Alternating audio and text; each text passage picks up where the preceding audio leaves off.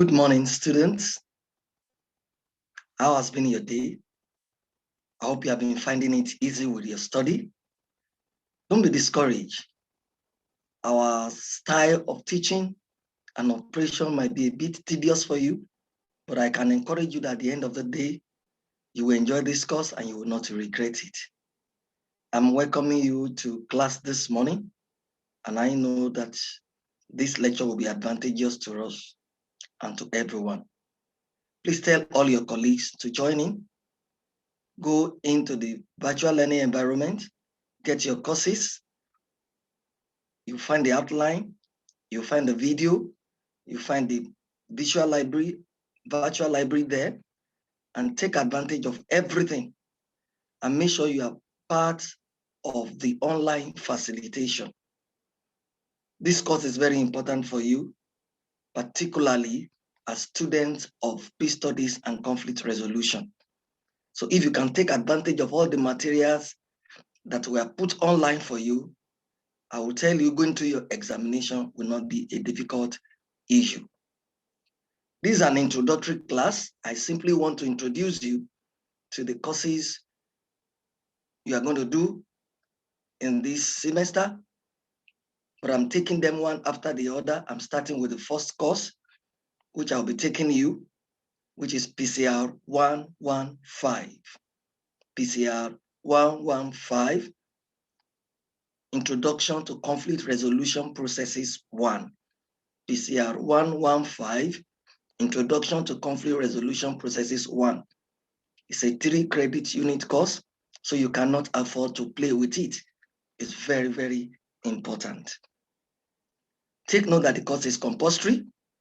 The implication of that is that you cannot graduate or you cannot bag a degree in peace studies and conflict resolution without passing this course. You must pass it. I am your humble lecturer, and I will remain so throughout the period of this lecture and to the end of the semester. I am Dr. Samuel Opeyemi Iroye. I am an associate professor of conflict resolution and strategic studies. So, and I believe that my wealth of knowledge will be imbued into this program for you to get the best that you can get in the course of this study. Take note that you are free to call in anytime. National Open University is an ODL institution, and you can always get us 24/7. What I mean by that, anytime, anywhere, any place, at any period, as long as you know how to get in touch with us. From your learning environment, you are going to find my information displayed. So at any point in time, you can always call in or send message through chat or send your text messages, and I want to assure you that I'll be available to answer your questions and queries. In this course, PCR 115, Introduction to Conflict Resolution Processes 1, you will be expected to learn a lot of things, starting from the foundation, particularly since you are seeking to be an expert in this area, so you must learn a lot of foundational concepts. Because when you don't have the knowledge of those concepts, you may not be able to have a proper grasp of the courses that we're going to do throughout your course of study in this semester. So this is rather a foundational course for you. And if you get it very well, you'll be able to do a lot of things. You'll be able to understand a lot of concepts we're going to be discussing in other courses. There are key areas that you are going to be coming across in this study, and they include conflict styles, meaning of conflict processes. We are going to be looking at conflict transformation, conflict resolution strategies, the meaning and processes of mediation, you need to actually understand also in this course who is a mediator. Then we're going to imparting you with the skills and strategies that a mediator must acquire.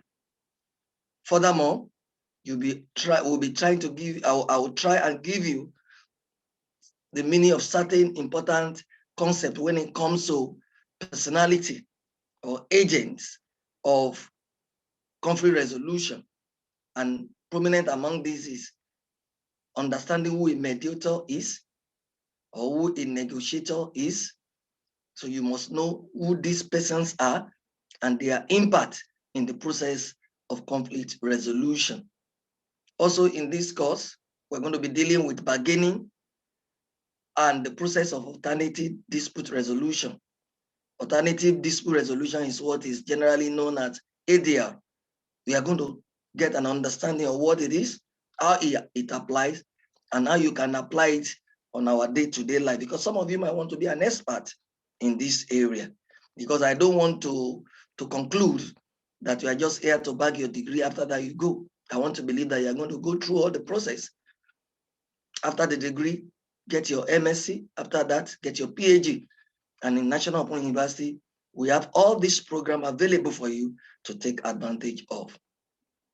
What are your objectives for this course? What are you expected to learn?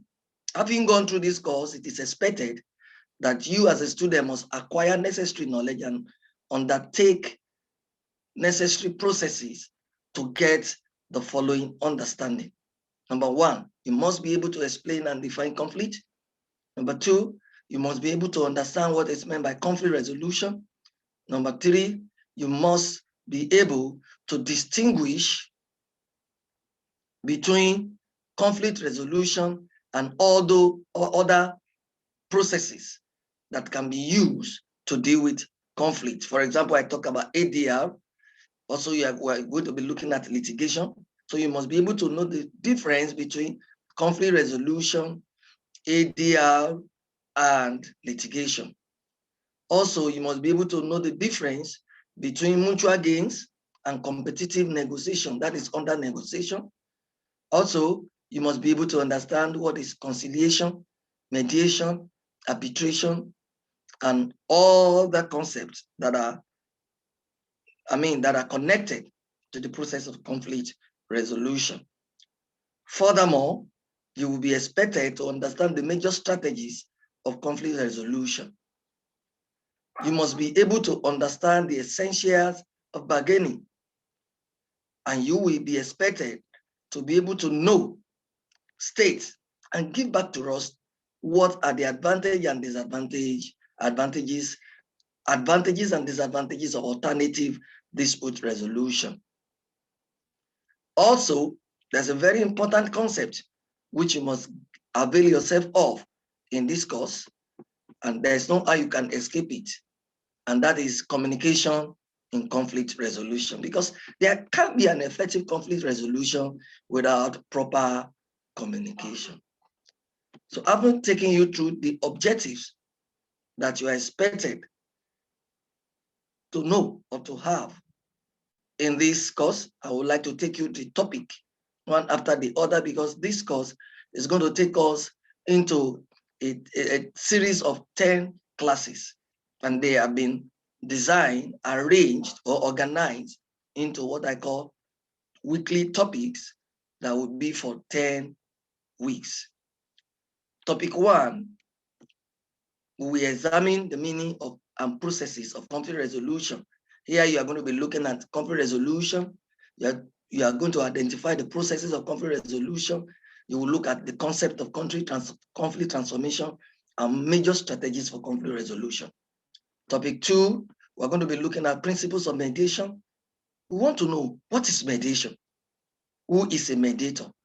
Here also, you are going to be looking at strategies of mediation and conditions for successful mediation. Topic three, we're going to be looking at principles of negotiation. Who is a negotiator? What is negotiation? How do we negotiate? How do we bargain? Particularly when it comes to conflict issues. Number four, we're going to examine the concept of alternative dispute resolution, popularly known as ADR. Number 5, we'll look at conflict resolution and communication. Here, we're going to be looking at the importance of communication in conflict resolution, the implication of languages or the use of language in conflict resolution. We're going to look at the importance of verbal and non-verbal expression. And now they are very germane to the process of conflict resolution. Number 6, we're going to be looking at basic understandings of international law and humanitarian principle. 7, we'll be looking at conflicts and early warning signs. That is, what are the things that you must see in order to know that there's going to be conflicts coming, or there is going to be the presence of conflict in whatever activities you are doing, whether as an individual, as a nation, as a group. There are certain signs that you must see, or that you will see, before some of these things called conflict comes into play. And that's what we call early warning signs. So, and we are going to look at how you can also prevent it, and probably where it has come on board, how you can deal with it timeously. Number 8, we're going to look at skills and methods of conflict resolution, which prominent among these is mediation. Number 9, also in this course, we're going to be looking at women in building and reconstruction. What we are trying to say is that we're going to be looking at gender role or genderism in the process of conflict resolution. Necessary among this is the impact of women. What role do they play when there is conflict? How did they deal with conflicts? How can we use our women effectively in going through the process of conflict? So under this, we're going to be looking at post-conflict situation. We're going to be looking at women, truth, and accountability in the reconstruction process of conflicts. And number 10, we're going to be looking at protections of civilians and vulnerable groups in times of conflict. When conflict has come into play, the only thing we're going to be looking at is how not to escalate the situation. And one of the things we do is how to protect certain vulnerable groups. We have laws that govern this, and some of them have been developed into the process of conflict resolution. They are international law, and that's why we're looking at certain aspects of international law as it operates when it comes to conflict resolution. And the last topic, which is topic 11, is building a lasting peace. Building a lasting peace. So having gone through the process of conflict, the stages of conflict, and so many issues that might have arose in that process, we want to know how we can build a sustainable peace, because the process of conflict resolution does not just stop in the facial level, at the peripheral. No, it goes beyond that, because a conflict resolution process that does not look at the root of the problem will not be able to get proper solution. So, and in the process of trying to build a lasting peace, we do what we call conflict transformation. So that's what we're going to be looking at. Here we're going to be looking at the process of making peace, the process of building peace, and the agents that partake in the process of peace building. So these are the 11 topics we're going to be looking at within this course of study. That is our framework. That's our outline for this topic.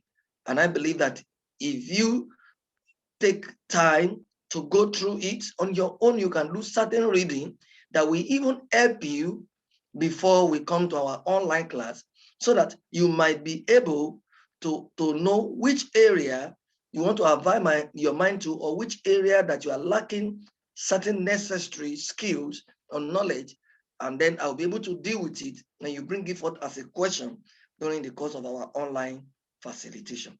I've told you earlier that we also have videos. We're going to be having videos on some of this topic. My next video you are going to see on the platform is going to be the video that covers one or two topics of this course. So you go through those videos, one after the other. I'm going to be releasing this video to you. Make sure you go through them, so that when we come into our online class, you can ask your questions, and I'll be able to deal with issues that are difficult for you to understand.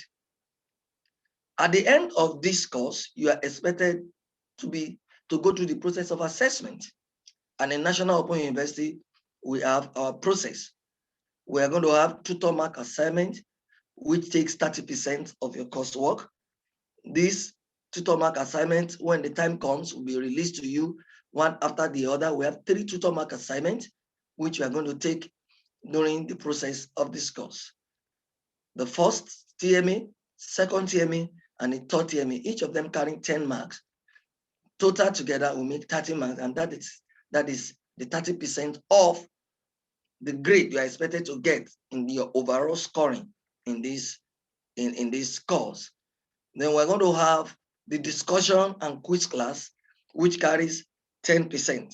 That means you must partake in our discussion classes and you must partake in the quizzes. I'm going to generate quiz for you on the platform, answer the quiz, and those quiz will be marked accordingly, and there will be score for them. For participation and in the discussion class and the quiz, that is 10% of your total score. So with your TMU, that is 30%, that is 40% in all. Then at the end of the semester, you're going to take the end of semester examination, which is going to be 60% of your total work. So that's a serious business. And that examination is going to cover from your first topic to your last topic. As student of National Open University, you must be outstanding. You must be able to prove to the world that you are actually going through the best process of learning, which you can only get from the National Open University. So you must take your time to study and get the necessary information that you need in this course. I remain your humble lecturer. I'll be expecting you in the other lectures. Make sure you go through your process, go through the learning environment, avail yourself of the information I've given there. And I can tell you at the end of the day, you're going to be very, very happy that you have gone through this lecture, and you'll be bold anywhere to say that you have gone through the process of learning in the National Open University.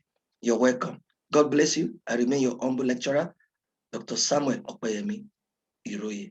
Have a wonderful time today. You are blessed.